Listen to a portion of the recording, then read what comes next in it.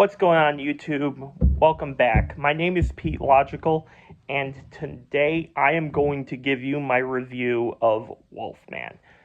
So, real quick, before I go into it, I do these reviews in a positive, mixed, negative style format. The positives are the stuff I like, the mixed are stuff in the middle, or a fun fact for you all, or a post-credit scene, or something along those lines. And the negatives are the stuff in the middle. I mean, the stuff that I didn't like. So before I do that, I am going to give you the thoughts of me heading into this movie, and going over the cast and see if there are any standouts that I would like to honor before I give you my review. So if all that sounds good, sounds interesting for you, be sure to like the video, subscribe to the channel for more like this, and share this out there. So with all that out of the way, let's dive into this. So I'm going to start by giving you the thoughts that I had entering it. So you can see where I was coming from heading into it. So I wasn't sure if I would see this one, to be honest with a lot of you. I thought the trailers looked alright, but the thing that had me nervous about this particular release is that it's a Blumhouse movie. And Blumhouse, as you all know, they're one of the big horror studios out there right now.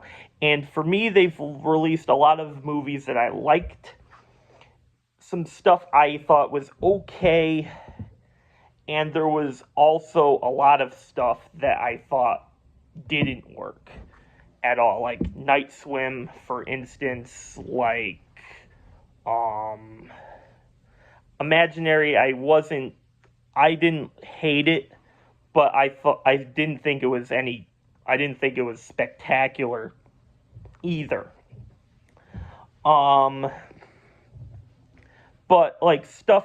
But they've also released stuff like The Black Phone, Insidious 1, and stuff along those lines. So they're kind of like all over the place for me, to be honest, and I don't really trust them right now. And another thing is that Wolfman released in January. Now, we're in January, and January and February, specifically on the calendar year, are months that big-name studios tend to throw out throwaway movies. Some has sneaked through the cracks and made some reviewers' top tens. A perfect example of that is last year, where Beekeeper came out, the new Jason Statham movie, and I had a really good time with that film, and I was surprised that I still liked it all the way to the end of December. That's something that normally doesn't happen a whole lot when it comes to January movies, and so sometimes it can work. But a lot of the times these are movies that are just throwaways. And studios want to make a quick chunk of money so that they can do other stuff with it. But then I heard the first reactions come out for this, and people were calling it terrifying. Like the first initial response, they were calling it terrifying and one of the better horror movies. So at that point, I was like, okay, maybe Wolfman is something that I should check out. I mean, I do like Christopher Abbott and I do like Julia Garner. So maybe Blumhouse could put out a movie that I thought could be worth my time, right? But then after those came out and people went to the theater to see the movie, I was surprised to see a lot of people be mixed on this movie, and some even not liking it. And I was like, okay, this seems to be something that is hit or miss. And that's interesting enough to me to where, okay, maybe I am going to check this one out as a new reviewer and try throwing my 2 cents out there. So, here we are right now, and I did go to see this movie this morning, and yeah, let's dive into this. So I'm going to start with the cast first, like I normally do, and of course, so the people in this movie are Christopher Abbott, who is strangely enough in my Kraven the Hunter. He was in Kraven the Hunter, and if you saw that review that I posted yesterday, Christopher Abbott is in this movie, and he's the main star, Blake Lavelle / the Wolfman. Julia Garner, legend in her own right, plays his wife Charlotte. Matilda Firth plays Ginger Lavelle, their daughter. Sam Yeager, another big name in Hollywood, plays Grady Lavelle, who is Blake's estranged father. Ben Prendergast is the werewolf in this movie, and Lee Winnell has a vocal cameo at the beginning of the movie, and he plays a person named Dan over the phone.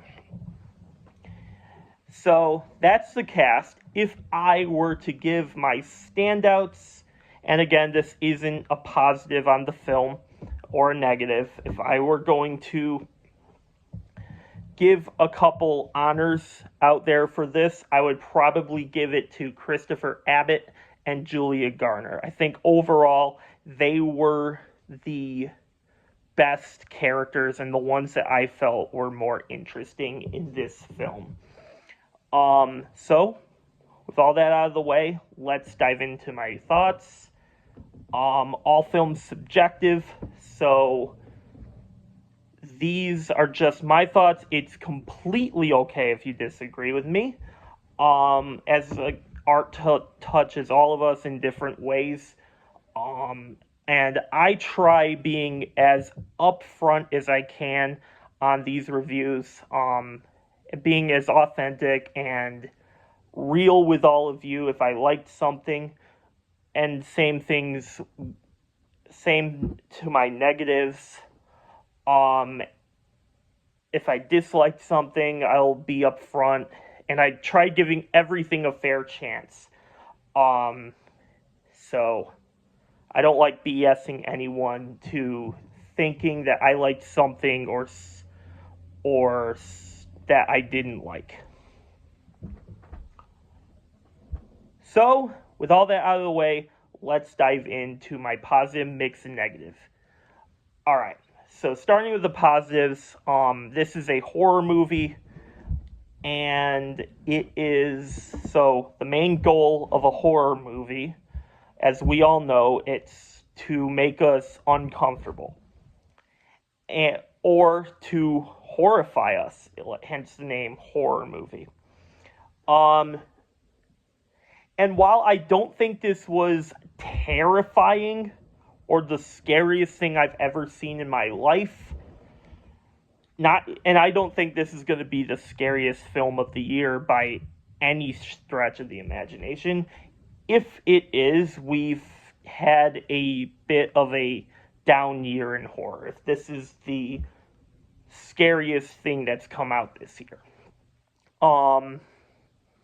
So I don't feel anything like that. However, I'll give credit where it's due.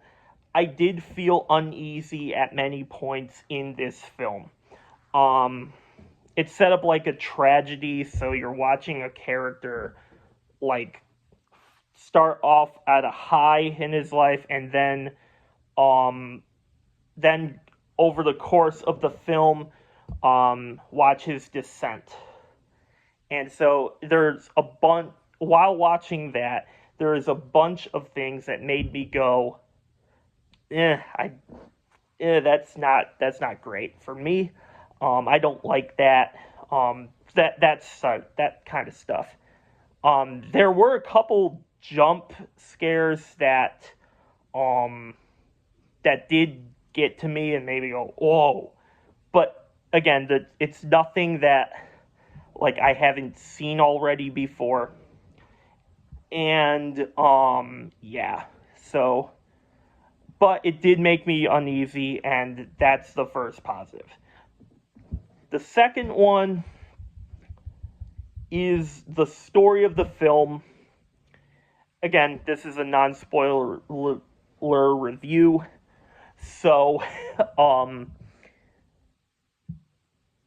I think the story was pretty good. The characters were all likable. And I liked spending time with these characters in a story like this. The story isn't like mind-blowing or anything like that. Like, I've seen this type of movie before, especially in the horror movies that I have seen it in recent memory. This isn't like new by any of those standards. However, I felt like the heart of this movie, it had a good enough story to keep me interested, and the lore building, I can't go into that because it's spoilers, but the beginning of the movie specifically, like the first shot that you see while watching this, it explains what happened, and what this is going to be about. And all of that kind of had me over, and you're pretty much along for a ride, and it's set up like a tragedy, so by the end of this, you're not like rooting against the main character, but this character is at a completely different point then as he did at the beginning. And so me, that kind of story is interesting. And that's why it warrants a positive from me. The third one are the characters. As I said in the last one, I thought all these characters, for the most part, are likable. The only thing I did have an issue with was with Charlotte at the beginning of this film. I thought it took me a while to warm up to her as I was watching this. So it wasn't until like they are at the beginning, it wasn't until they're at the middle of the film that I felt, okay, you're starting to win me over. And from that point on, I think she's a really good character. And a little spotty at the beginning, but for me, I warmed up to her, and I did like the relationship between her and our main character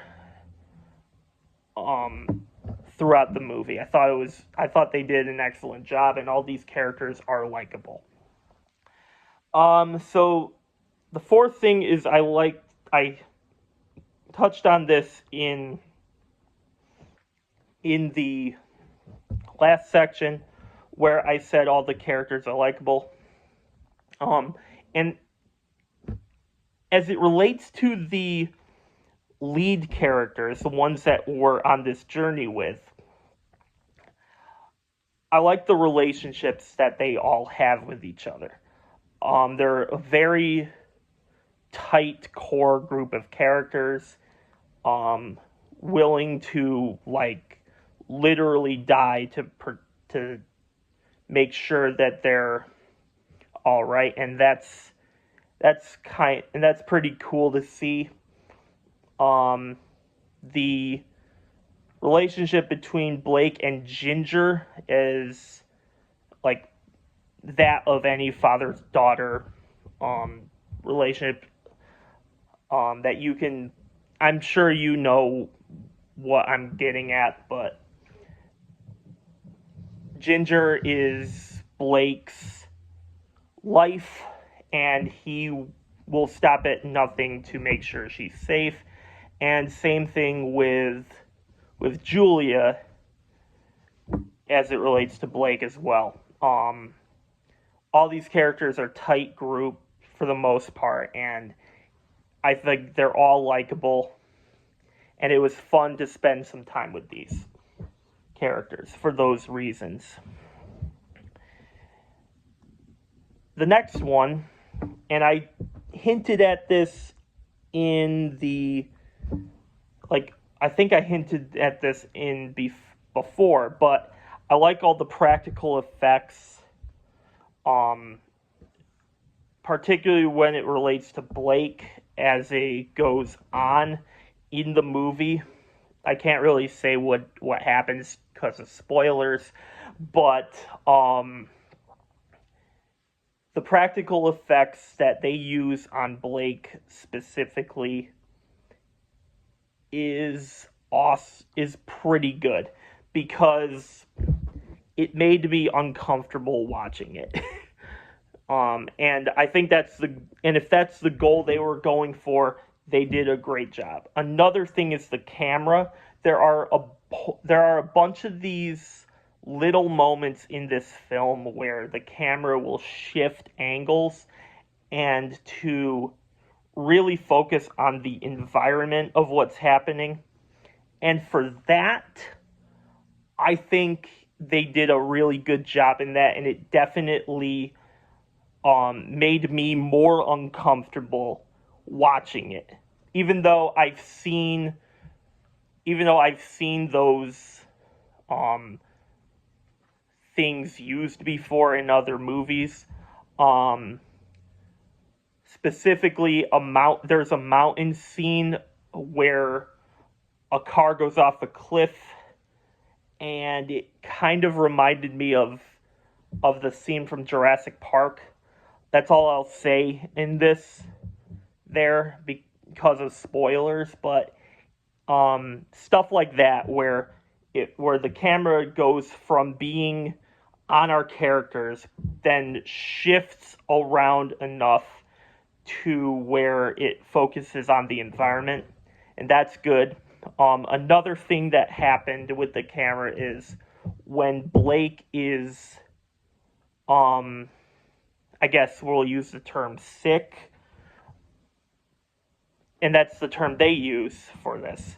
When Blake is ill, the camera kind of like sways back and forth a little bit, kind of like how a person would be if they were feeling, if they were under some vertigo. And it added the next layer for me to be drew into what was going on with our characters.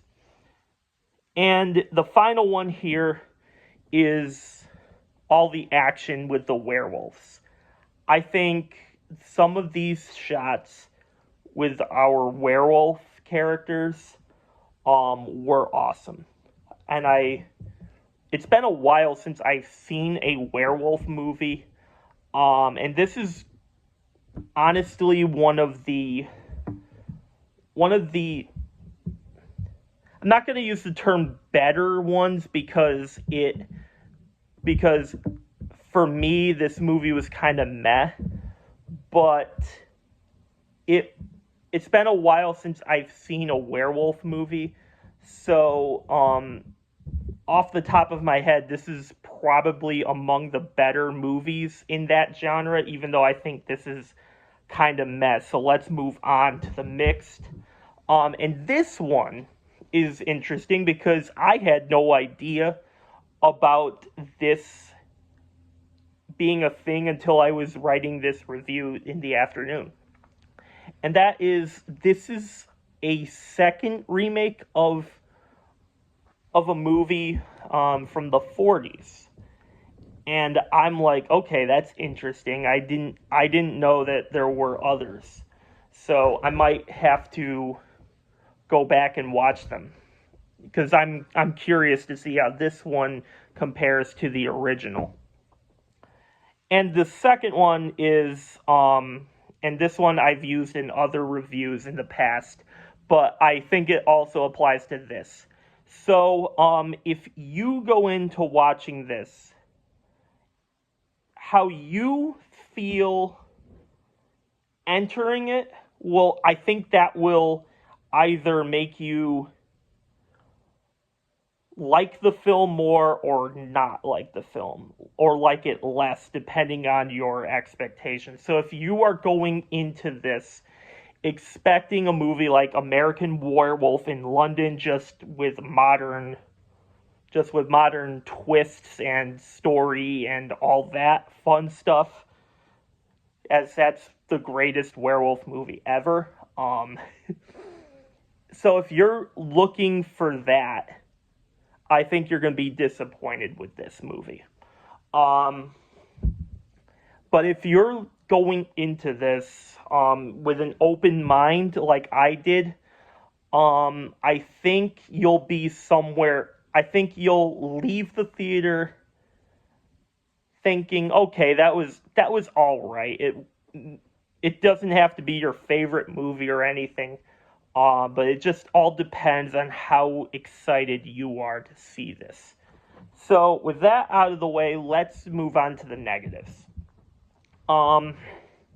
And this is why I like doing positive picks and positives first, because I like pointing out the things I did like about the movie before I go on to my real thoughts about the stuff that holds it back just a little bit. And the first thing, the big one for me, and this is one that I've seen on different reviews of this film, and I agree, this film is too predictable, and it feels very linear to its own story. Like, there isn't enough, like, obviously you're watching a tragedy unfold, right? Like the character starts off as a normal dad wanting to do anything to protect his kid, and then as the movie continues, it kind of plays on as a tragedy. And I felt like there were multiple times in this where I looked at a big plot point and I'm like, okay, that's gonna this thing is gonna happen, and then it did. The main twist at the end I saw coming from the beginning, because they were playing, like, there was a certain shot at the beginning of the film focusing on the dad. I'm like, okay, that's gonna come back at the end. And then the twist reveals at the end something that happens, and I saw it coming from the beginning. And I was hoping there would be some twists along the way that would make me go, oh, okay, maybe that will shoot up my list. But no, nothing really. I was kind of disappointed because I've seen a lot of this story before, and I was hoping there would be something different. The next one is like, I think it can be it. The next one here, and this is more of a me thing, I think this movie would have been way better had it been had there just been that little oomph to it, or it just swerved us a bit. Like, instead of doing the obvious thing at every point in the film, just, like, do something else. Even if it's so outrageous, even if it's something I wouldn't do, I wished it would do it, because it would have the potential to move up from there. So I think it could have been, I think it could have been better if it did that. And then the last thing here, I'm not referring to the thing I just said in 2 points ago, where, like, the big twist at the end. No, it's nothing that. As said, I saw that coming a mile away. The ending of this film, the thing that I didn't expect to happen was the final instance of the movie. Something happens. I can't say what it is, because I don't want to spoil that for a bunch of you who might see this before you watch it yourself. And while I did think that was unexpected, and I will give it that, it also felt dissatisfying at the end because of the nature of the film that was unfolding. And it felt like they were setting something up that was going to happen, but then another thing happens, and it's like, oh man, okay, it's kind of and so it left me wanting more, but not in the good way, if that makes sense to you.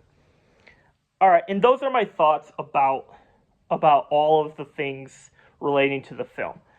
On Rotten Tomatoes, the current scores are out, and the critics gave this a 53%, and the audience gave this a 58%. 60 or above are labeled fresh, so this is a rotten movie. For me, now to my score.